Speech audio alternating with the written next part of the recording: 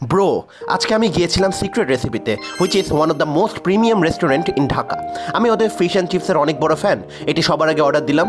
পাশাপাশি অর্ডার দিয়েছিলাম তাদের অ্যালফ্রেডো পাস্তা, আর ডেজার্ট সেকশন থেকে আমি অর্ডার দিয়েছিলাম তাদের ক্লাসিক তিরামিসু। তাদের অ্যালফ্রেডো পাস্তা অনেক ক্রিমি ছিল। অ্যালফ্রেডো সসের মধ্যে বাটার, গার্লিক, চিজের অ্যারোমা পাওয়া যাচ্ছিল, যেটি টেস্টকে আরও 10 গুণ বাড়িয়ে দিয়েছে। তারা পারমেজান চিজ ব্যবহার করেছে, যেটি মুখে নিয়ে বোঝা যাচ্ছিল। টেক্সচার অনুযায়ী এই পাস্তা অনেক সিল্কি আর স্মুথ। চিকেনের চাংগুলো ছিল ওয়েল কুক। তাদের ফিশ অ্যান্ড চিপস পুরো অন্য লেভেলে ছিল। গোল্ডেন ক্রাস্টটা দেখে বোঝা যাচ্ছে যে এটি ক্রিস্পি হবে। বাইরের পুরো অংশটা ক্রিস্পি ছিল, আর ভেতরের ডোরি মাছের অংশটা একদম মাখনের মতো মোলায়েম ও ফ্লাফি ছিল। এই সাদা গার্লিক সসের সাথে ফিশের কম্বিনেশন অনেক ভালো মতো যায়। অ্যান্ড ডোন্ট ফরগেট দ্য লেবু।